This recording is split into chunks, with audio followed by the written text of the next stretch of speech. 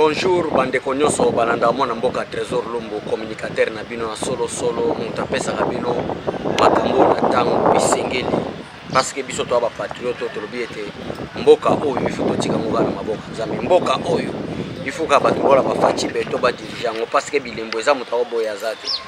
Alors lelo na yepona talisa bino partenariat privilégié. Qu'est-ce que Poutine a garantir na régime à président Félix Tshisekedi? Quelles sont les raisons oye poussé biso lelo to banda koloba makambo arisi na nzela ba média parce que zalaki cache na zalaki koyebi ko benda même attention bande kona biso ke bolo belango na maîtrise mais ba garantie nini o biso to zali nango nini yango biso to yoki nini yango to zomona pe na miso ezo pousser biso ke peuple congolais to pousser peuple congolais la majorité ba congolais ba priba sepelana diplomatie privilégiée ya son excellence président Félix Tshisekedi Antoine Tshilombo na Russie dans le domaine de la sécurité, partenariat déjà signé. Et il y a aussi des présences militaires, il y a groupe Wagner déjà qui sont déjà prêts. Mais avant de commencer, nazo bandana ko détailler batu ba cause moko et puis nini est poussé président de la République à un partenariat privilégié avec les États-Unis d'Amérique. À ça la partenariat privilégié na Russie. Makamu nazo na expliquer ngwana parce que na comprendre batete bazo banga Mali a sali yango basali pe Mali et l'autre côté il y avait des présences militaires français na kacha Mali. Ba longola bango basala pe l'autre côté. Na Burkina Faso partout. Pourquoi pas biso? Parce que tozui temps ya moulayi ya kofanda na occidentaux. Soki boyeba ki makambo occidentaux ba sala biso. Nazo pesa bino na 5 éléments ozo pousser président Félix Tshisekedi coûte que coûte. États-Unis azala d'accord, France azala d'accord, Allemagne azala d'accord, mais il y a 5 éléments qui poussent le président de la République coûte que coûte. Il faut appeler ça mon Congo, na États-Unis appeler ça mon Congo, na France appeler ça mon Congo, na ba pays occidentaux pour être total la psycho face na Russie. Mais Russie peut garantir président Félix Tshisekedi et ça politique il y a bombarder parce que les ministres des affaires étrangères ayaki déjà makamno c'est ça ministre il y a défense nationale congolaise a comment déjà tient à niveau il y a Moscou qui est la capitale russe. Merci une fois na bande ko nyonso balanda biso partout dans le monde. Voici d'abord les 5 éléments et poussé président Félix Tshisekedi après ça mon Congo. Dès que le président de la République est élu, message à président de la République na ba congolais nous allons signer des partenariats gagnant-gagnant. C'est-à-dire, bien Congo, richesse ya Congo, bozu ya Congo, et banda kozo sous na nzela muyibite ko banda obima sous na d'une manière illégale. Président Félix Tshisekedi amonike makambo ezo créer insécurité na mboka na biso. Makambo ezo créer trouble na mboka na biso. Ba mama na biso bazala violer, ba papa na biso bazala massacrer, ba ressources naturelles na biso et que ndoko tonga mboka ba paya, ba mboka ba voisin.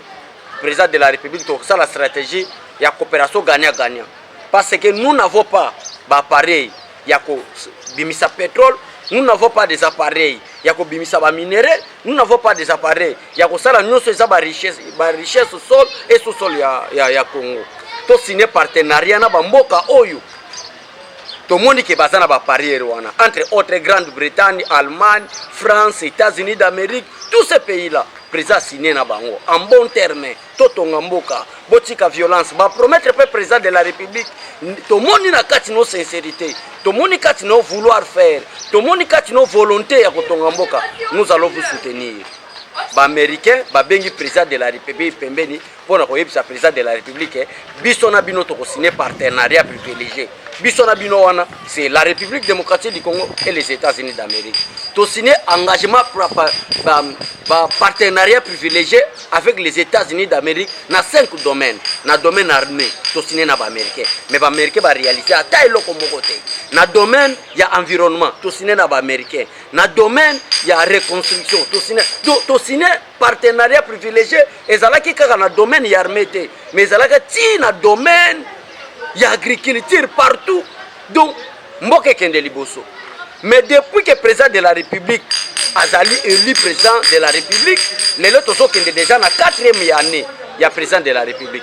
Jusqu'à présent, attend engagement soit il y a France, soit il y a États-Unis, soit il y a Allemagne, soit il y a Grande-Bretagne, ils ont manifesté. Par contre, basant contre Bisson dans le domaine nyonso.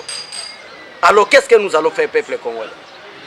Le ministre des Affaires étrangères, o babenga secrétaire d'état américain akitia on a Kinshasa peuple congolais nazo pesa bino ba raison ezo pousser biso to signer partenariat na Russie nazo pesa bino ba raison le secrétaire d'état américain akitia bakuta na mokonzambo quand bakuta na mokonzambo ba sololi ba rapport nyonso officiel ya monde que ça soit ya conseil à sécurité que ça soit ya médiation Luanda Salaki Lorenzo que ça soit ya Nairobi ba rapport nyonso officiel ya monde et décortiqué clair que c'est le Rwanda, c'est l'incursion rwandaise, c'est l'agression rwandaise au sol congolais, partout dans le monde. Parce que makambo nyonso Rwanda zalaki kosala depuis kala. Et zalaki d'une manière et zalaki officialité. Rwanda kokaki koboya, nenga zalaki koboya. Mais la diplomatie et l'intelligence à président Félix Tshisekedi, nous allons commencer d'abord à démasquer Rwanda. Par rapport nyonso ya monde, par rapport nyonso à Mokili, est ici clair que c'est le Rwanda qui attaque le Congo. Ce n'est pas le M23, ce n'est pas l'incursion rwandaise, ce n'est pas le M23, ce ne sont pas les groupes rebelles, mais c'est l'incursion rwandaise, c'est l'agression rwandaise au sol congolais, qui est interdit par la constitution rwandaise d'abord, qui est interdit par la constitution congolaise, qui est interdit par interdit aussi par les statuts du Conseil de sécurité. Un État ne peut pas attaquer un autre État. Tant que tu suis secrétaire d'État américain, avant de réseau poussé, bolandana likamona ebisabino. Peuple congolais bande balana. To yambi yawa. Na preuve na maboka président Félix Tshisekedi tozana nini? Tozana 3 rapports. Rapport ya conseil à sécurité, où ils ont condamné Rwanda, que c'est le Rwanda qui agresse, où ils ont condamné Rwanda, que c'est Rwanda, où ils ont une question rwandaise, tozali na rapport ya Nairobi, ya ba pour parler à Nairobi. Oyo na katukuna bazolo ba que c'est l'incursion rwandaise. Tozana ba pour parler à Luanda au Joao Lorenzo à salaki médiation. Mais secrétaire d'État yawa to yambi en honneur to lobi que pays ami yoko tala biso pas n'importe quel pays États-Unis. Tozu ba rapport nyonso to pesi na maboka secrétaire d'État américain abeti loboko na mesa alobi que rapport yoko sala exécuté ba rebelle bango mo ba olongwa sol congolais. Mais à notre grande surprise le secrétaire d'État américain a longwa wake en Rwanda na Kigali. Kokoma na Kigali biso tozana esengo. Croyant que ndenga komi na Kigali boye, c'est que azo kende kosala interdiction ya soutien à Rwanda pour na ba groupe rebelle. Nani congolais partout bezolandanga, même ba rwandais bazolandanga. Et ça le rapport moko te na monde tel ici que la République démocratique du Congo soutenait le FDLR, exacté. Mais officiellement, il y a des rapports, même à Conseil à sécurité. Et surtout là, il y a le gouvernement rwandais qui a impliqué dans Makamotali M23. C'est clair. C'est clair, peuple congolais. Rapport Morote Zotali Sabiso que Biso ba Congolais, tous ont attaqué, tous ont soutenu le FDLR pour attaquer les Rwandais. À mon côté. Mais il y a des rapports officiels qui ont prouvé les lots. Conseil à sécurité que c'est les Rwandais qui attaquent les Congo. Biso ba Congolais, tous ont demi-peuple. Biso ba Congolais to batouté. Donc bato baza pona intérêt. Qu'est-ce que Rwanda produit? Rwanda produit la minéraux. Rwanda produit la colbat. Jamais. Mais comment est-ce qu'il a commis premier producteur en Afrique? À cause de la violence faite aux femmes. Il a causé par la guerre. Koboma ba Congolais le kola banyama. Conseil à sécurité a zogaté le côté. A zogaté décision mon côté. Ata blâme ya pamba. Ata kobo ya pamba ke makambo to linga ngote basala ngote. Bango makasi na bango ezala wapi na niveau ya Ukraine. Siko biso ba Congolais de to batouté. Croyant que ndenge secrétaire d'État américain peuple congolais a zokoma Kigali, c'est-à-dire pour attirer matoi ya autorité rwandaise, pour attirer matoi ya président ya Rwanda, pour na kotalisa yete biso na ba rapport na biso pe ba drone na biso pe ba service ya renseignement na biso to moni ba rapport zo prouver que Rwanda ndi azotake Congo.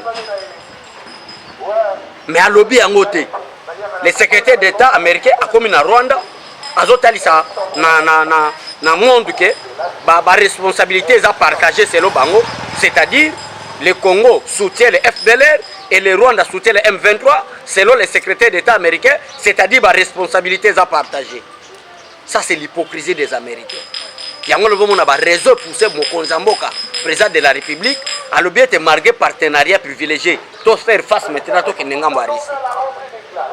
Pendant 4 ans. Et l'on peut soka musanga Monisco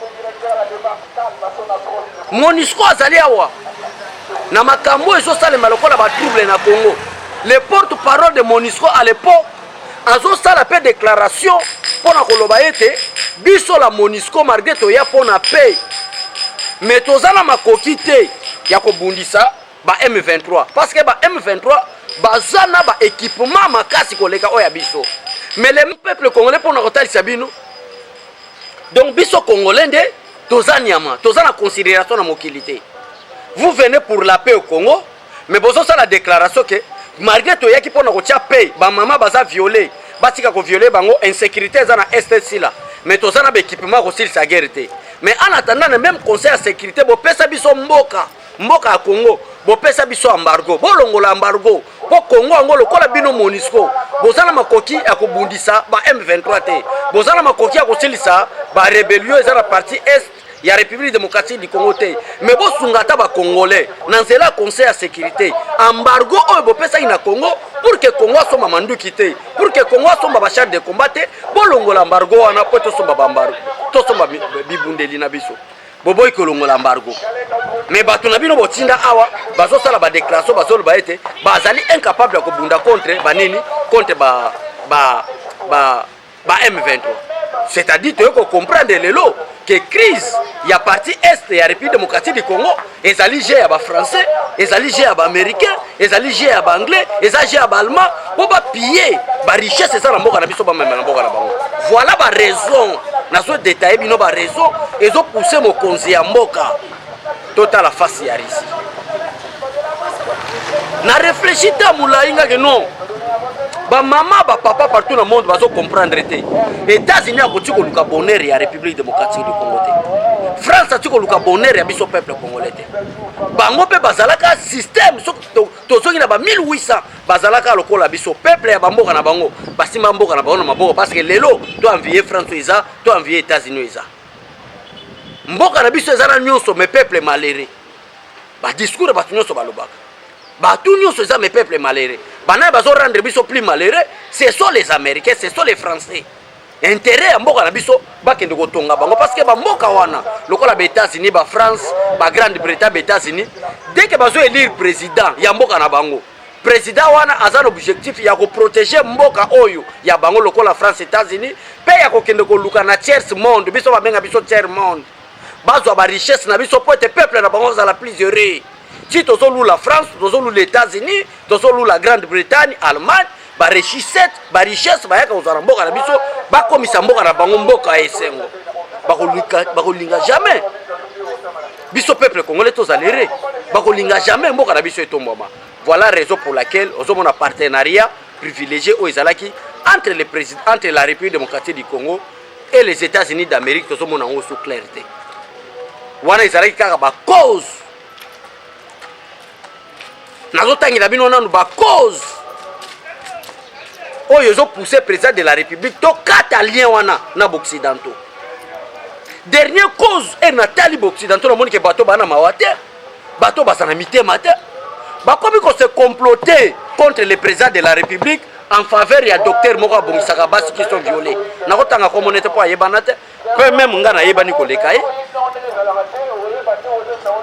ba pozo zo mona bazana Kinshasa ba kipe bango te ba ki ko zo docteur na bango moko o bango moko bango moko ba créer o bango moko ba pesa prix Nobel ce n'est pas ça un problème ta zo bango nde ba ki ko créer kaka ye mutu azako salela bango makambwana po ete ba commissaire candidat président de la République en 2023 yende ba élire donc c'est-à-dire complot na bango en dehors ya kolongola biso embargo peuple congolais en dehors ya ko financer ba M23 ba groupe rebelle ba bomaka ba mama na biso na partie ya est ba yibaka ba richesse na biso to zalaka toujours peuple ya malheureux mais ba kepi plus loin ba comprendre que Félix Tshisekedi a na vision ko changer mboka maintenant ba komi ko comploter ndenge ni to ko sala to empêcher ye azwa deuxième mandat bake ko luka réparateur ya ba femme docteur wana o ba benga réparateur ya ba femme na otanga kombo na ete ba bongisaka basi ya est ye spécialisation na ye ezaka dès que insécurité za spécialisation na mata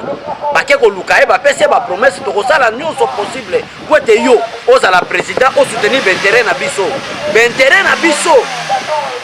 na maboko ya président Félix Tshisekedi aza moto abaintérêt occidentaux te Tshisekedi aza wana mpona intérêt ya peuple congolais tozomona ke depuis aza na tête ya république démocratique du Congo congolais tozomona baavancé significative to empêché azwa deuxième mandat wana eza dernière raison nalinga natalisa bino nde yango wana mokonzi ya mboka atali alobi non soki tolandi kocontinue na baaméricain bafrançais bazomemela biso politique ya hypocrisie bazoseka na munoko bazopesa bapromese na badokima mpe na munoko mais na sa mitema bazoprépare comment monter un coup d'état contre la communauté, contre la république démocratique du Congo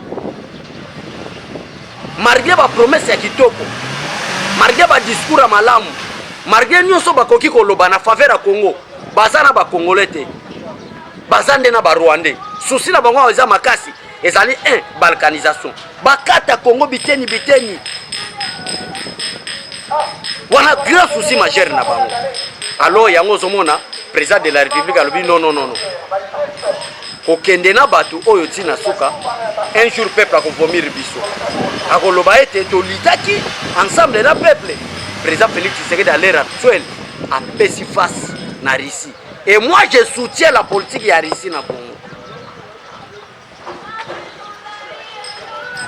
na partenariat to signé déjà na bango ezali ete lokola tokomi ba pays en terme de partenariat o nyonso ko toucher pays tala bobanga te chaque chose a son temps tokomi na temps déclin ya occidentaux bazana ko kende tokomi maintenant na moment oyo basiatique ozui association ya Russie association ya Chine na partie ya Corée du Nord yozomona te même président Turquie atala na kati ya nini na kati ya force OTAN ozomona bazo s'intéresser sukuna ezana nouvelle ordre mondiale ezana kosalema na ba pays wana misato c'est-à-dire la Chine la Russie et la Corée du Nord trois pays wana bazo pesa donc na système to kende boy tozo ko mana des conseils de sécurité tozo ko mana des ONU des organisations de ONU pays nyonso kozala libre ya kokende place azomona parce que ONU obiso to benga ONU Nations Unies non eza chambre ba américain eza chambre ya ba français chambre ya ba anglais basala siriti na bango comment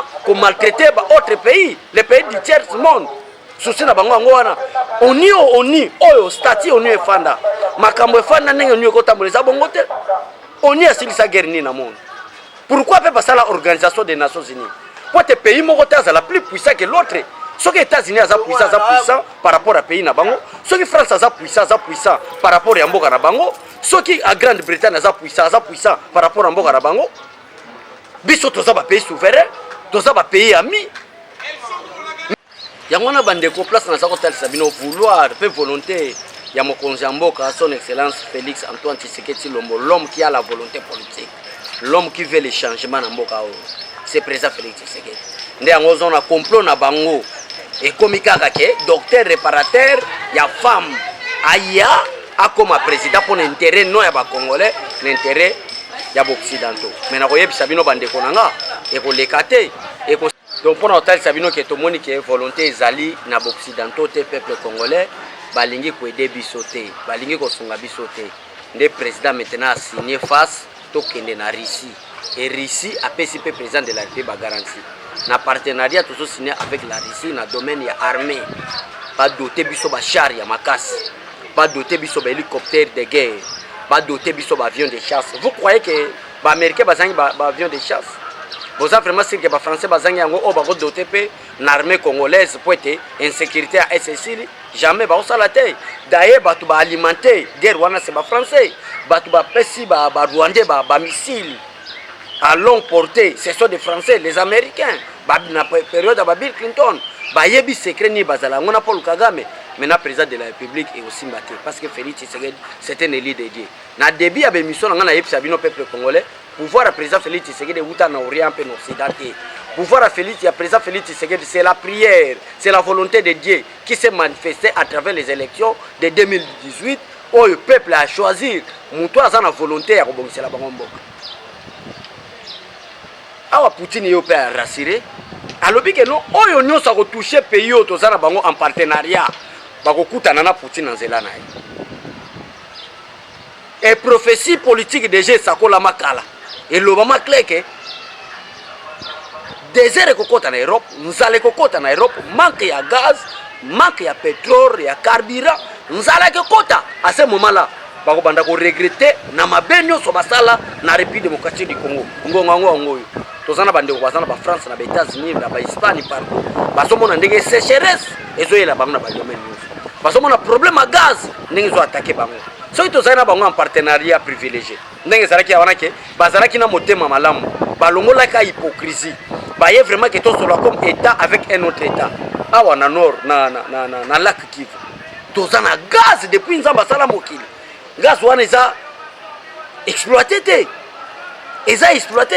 mais bango ba préféré ba kende ko financer Rwanda pesa ba M23 manduki ba violer ba mama na biso ba boma biso so to bino nous sommes un pays souverain to lingite ba M23 là ce sont des milices rwandais na mboka na biso wana ba américain ba bino non les responsabilités sont partagées alors ngana za favori na diplomatie à président de la République Mali a sali yango ya basali pe président Mali et l'autre aza jeune lokola biso basali pe l'autre alors ngana ko préférer na diplomatie ya président de la République to kende na partenariat na Russie jusqu'au bout c'est clair ba ko kapeta groupe one ba ya vraiment awa ba fande ya biso na nord pe sud Kivu ba fande ya biso na banana awa na océan na force fluviale na bango total siko o ba américain ba oyela biso donc voilà en quelques mots makambo tozali na posa to so na bino batalisi président de la République hypocrisie moko na ndenge osala ba jeté OK président ye para bango motema ko fungwama abi nini ngo ba M23 ba pesa kabino biso to pesa bino te bozo insécurité ici ba boy koyo jete mo point insécurité ici là nini ngo ba M23 ou soit Rwanda pesa kabino biso Congo tozana probabilité ko pesa bino to signer pacte wana to pesa bino pour néanmoins insécurité zo rené na mboka na biso ici là ti lelo nous sommes des responsables en sécurité ngo bango moko alors l'état est là l'état est déjà révolu Oyo Congo maintenant doit signer un partenariat privilégié avec la Russie. Déjà peut signer. Alors nous attendons seulement des équipements militaires russes, modernes. Il y a une nouvelle génération, nouvelle création. Et je suis Congo, Congo. S'il s'agit de Rwanda, s'il s'agit de Rwanda, parce que trop c'est trop. Les Occidentaux, ils hypocrisie forte. Les Occidentaux, ils sont Occidentaux balexi Congo tant ba piller Congo tant mabe so ke na parc Virunga awa omona ba nyama susa spécialité za kuna te nyoso za piller dernièrement to utiko za na Goma mais nazo bisayo ko mona ke insécurité za créer par bango moko biso to fana te parce que to komisa bango lokola banzambe to banda ko adorer bango donc ba mama nanga ba papa nanga bazaki na complot makasi contre yango to za ko loba ke biso to ko fanda wana te pona na kozela kaka nini na bango de président faire face to signer partenariat na Russie déjà pe lo ngo signer menango to yebi pe ba makambo oyo ba promettre biso bazo pesa biso to yebi pe oyo bazo ba bongisi déjà pour mboka na biso Congo donc peuple congolais ba de mère de père bande konyo so balanda biso partout boza na États-Unis Grande-Bretagne boza na France partout dans le monde des Congolais de père et de mère ba o balanda ka soto lobi kombo ari si bazo banga o mona ba américain balinga boyete ba banzambe te za ba pambola bango pesa bango pays puissant to sinana bango pe partenariat ko te mboka na biso kende liboso mais to moni ke bana volonté te ba comprendre que Congo ozala moko ya ba puissant na monde ba comprendre que voir Congo ko kota tina kati ya conseil à sécurité alors ba jouer rôle nini to jouer rôle to rendre Congo faible alors il est temps déjà pe partenariat signamé peuple congolais bande kozola na partout. Faites confiance maintenant na partenariat na biso neto zokende na Russie prier kana na liboso anzambe bon bota na motema abe na bango mbongo pona ba élection générale nyonso salema il faut tozela na au-delà ba 5 milliards au-delà 5 milliards de dollars mais ozomona bazoya na kanyaka na bango ya 23 millions de dollars ba pesa biso 23 millions de dollars pour une élection pour des élections qui vont coûter 5 milliards nyonso wana bandeko nyonso bazolanda biso partout dans le monde. Donc on a un partenariat na Russie. Donc et loko nyonso oyo e ko utana occidentaux. Loko la financement de l'élection toko zo yangote. Parce que au moment que batmo ba mo tema mabe, awa na makamba guerre Russie, ba lo banini. Bazo bimisa ba 30 milliards to soutenir Ukraine na invasion russe. Mais na biso élection apamba qui va coûter 5 milliards seulement. Mais bazo pesa biso a compte à 23 millions. Pour l'année à 23 millions, pour voir yebisa bino balobeke, on a biso ne toza boye, tozo imposer bino et candidat na biso parce que to finançable élection candidat à voter bino ezali président Félix Tshisekedi bon voter biso motu songolo pakala au moins que c'est l'hypocrisie balingi intérêt à africain te balingi intérêt à congolais te maintenant ba congolais pe ba africain ba mo ba se prendre en charge ce bolandi na bino ka occidentaux bolandi na bino ba américain ba français ba koyawa pona ba américain mais vont soutenir Rwanda qui n'a rien na travers Rwanda soit iba ba minéraux na bino besoin ka ba malaria parce que ba comprendre que mboka lokola Congo botikeli bango indépendance bo poser ba papa batamaye les questions ba pesa biso embargo pour que réseau to sala ni criminel de guerre Congo esala poto embargo mboka munene lokola Congo oh lelo na configuration ya constitution actuelle tozana 26 provinces mboka ezana 26 provinces province na biso pamba ya bandundu ezali lo kumunene koleka Rwanda province na biso bandundu pamba eza munene koleka Belgique mais bo poser bango question nini Congo esala mboka munene o ezana superficie makasi o ezana peuple makasi bato batonde belé mais ba pesa biso embargo to ana droit kosomba ba armée te to ana droit kosomba ba tenite to ana droit kosomba ba charte mais ka bango moko ba bekisi biso na kati ya conseil de sécurité to somba biloko wana te kaka bango moko bazolo ba ke ba rebelo ba bundisa ba congolais ba M23 wana baza bibundeli ya makasi biso monisco moyen to telebela bango ezate mais to sala ni po ba pesa biso embargo balinga ba rendre armée na biso faible balinga bakomisa biso bazoba bande konanga neige na Sud Kivu na Uvira neige ezokwea inutile ya kile vivre na poto ba comprendre le paradis terrestre c'est le Congo il faut kotika Congo na batamayele kotika Congo et développer un jour Congo na ko faire face na ba américain na ba français alors to rendre bango faible botala ndenge ba randa congolais faible bomona te biso mo ba congolais bomona te to s'intéresser na ba fertilité bomona te to s'intéresser na makambo kutezanga tina ba débat buzoba nde yango so s'intéresaka na ba débat ba koteri nde yango to s'intéresaka mais na makambo mboka wona congolais nyonso eza esprit mobimbe kota ba tchade ya mboka ko bonga na ngote tika na yo mboka bateka kala oh boye mais cette fois-ci partenariat wana avec les occidentaux aussi là pendant 4 ans ya mandat président Félix Tshisekedi to tikeli bango Félix Tshisekedi a privilégié États-Unis to kende na bino na partenariat privilégié na domaine de défense et les loko tungisaka na motema ti lelo na modira que États-Unis d'Amérique nzamba pinir bango Chine au kutoza na partenariat na bango te mais baleli na kati ya conseil de sécurité balobi un grand pays comme la République démocratique du Congo comment est-ce que baza incapable de somba ta char ne toza bo na mboka na bito toza la ta na char te ne toza bo toza na ba missile à longue portée te mais ba rebelo ba attaquer biso baza na ba char baza na hélicoptère banani bazo pesa bango ba hélicoptère wana ce qui conseil à sécurité azaki pour biso alingi ke kimia pe RN na monde balinga bazo identification ba arme o ba M23 ba salila ezo uta na mboka nini ezo financer bango ezo uta wapi lelo ba rapport etami ba mboka wana conseil à sécurité azo zala ni pas sanctionner bango yango na pesi message na peuple congolais prions pour le président de la République prions pour notre pays parce que nous allons bandi ko ta déjà en Europe soko boye baté bouleversement Macron et moka lobi yango na bato balanda ba RFI ba Union Rouge ba France 24 bato balandi yango ba moni ndenge Macron et moka azolela ke bouleversement ezokota na mokili na ba pays ezako za la faible et comme makasi bazokoka bouleversement wana te vrai bouleversement ezade ke tozomona ba militaire russe bazokitawa dès que ba militaire russe bazokitawa Rwanda wana tuzui yango ba commander solo o papa Mobutu atikela biso malgré Mobutu mais il y avait des commandos to luki bango to pesi bango to doter bango Rwanda wana to nya tango nde bomona vrai bouleversement ekota na mokili prions pour le président de la République prions pour notre pays soutenons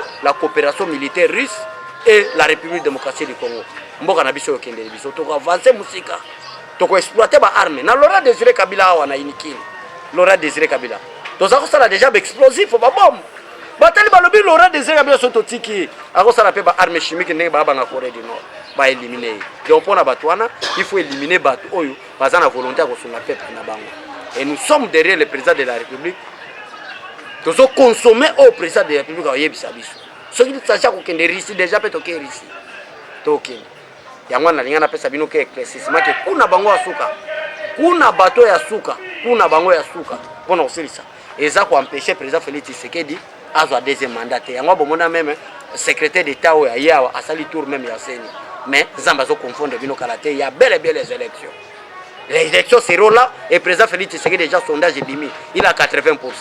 Ce 80% bimi est total bimi total la place pour retirer la biso crise tokota la place yango bokosala. Nous sommes majoritaires. Bato ba soutenir fati toze belé. Et biso pe to banga te si ça ko kitana balabala to kitana. Boyebi pouvoir on ndenge vraiment. Donc merci na bande konyo so balanda biso partout wana na moni docteur Gaultier Pinda na niveau Canada. Bo partager mission, boyebi sa ba maman mabondeli ba prier pour na président de la République. Bouleversement mondial, ordre mondial ezoya. O biso to kende na ngambo mususu ba kotikala na conseil sécurité na bango nzala. Merci na staff technique ya basango Congo. Merci na ndeko nanga Josué. Ndenga yina ndako parce que le point de vue na yo mwana mboka Trésor Lumbu est très important pour na ko fixer opinion na makambo so ça na monde mikolo.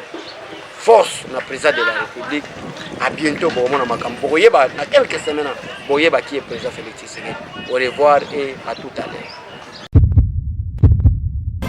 Eshima, votre magazine qui bat au rythme de l'actualité. Une réponse à vos besoins en information, un éclairage dans divers domaines. Impartial, documenté, instructif. Eshima au cœur de l'info. Dans la nouvelle édition, Eshima Magazine présente dans ses colonnes les réalisations d'un ministre du numérique, pionnier de son portefeuille. À la une, Eberhard Kolongele engagé à matérialiser la vision du président Tshisekedi dans le secteur du numérique. Dans le souci de faire du numérique congolais un levier d'intégration, de bonne gouvernance, de croissance économique et de progrès social, une vision du chef de l'État, Félix Tshisekedi consignée dans le plan national du numérique à l'horizon 2025. Le ministre du numérique, Eberhard Kolongele, a mis les bouchées doubles pour sa première année passée à la tête de ce portefeuille. Un bilan dressé en 9 points, parmi lesquels la mise en place d'un cadre juridique du secteur dénommé Code du numérique.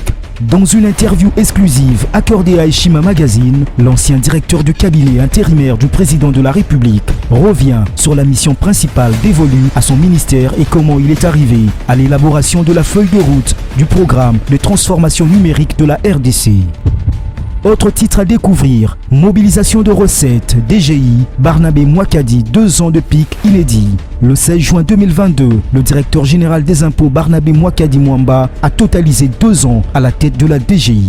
Sous sa direction, la mobilisation de recettes a atteint des pics jamais réalisés pendant les 24 derniers mois. Une courbe ascendante quasi permanente malgré le contexte difficile lié notamment à la pandémie de Covid-19.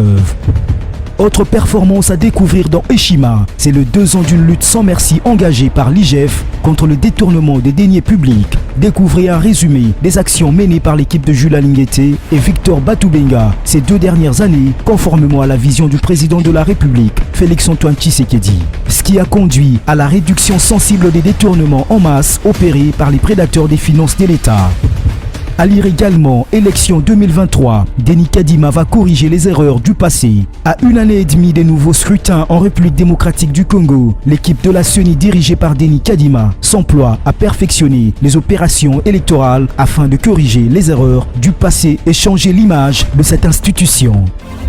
Eshima Magazine, un nouveau standard d'information.